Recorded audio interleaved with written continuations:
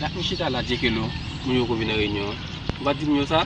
Yon pat diyo sa men. Yo ke la ete nan man e di apwa ou konye sa ki bon pou.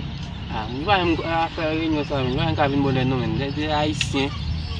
À la fin de ces din d'abord là, depuis 2 heures, il a là. Quand il parle de réunion, il va revenir. Moi bon ou vin avant si yo te di ke moi j'aime t'a vin avant. Ah, on pense même dire que le après moi, il va prater ça même.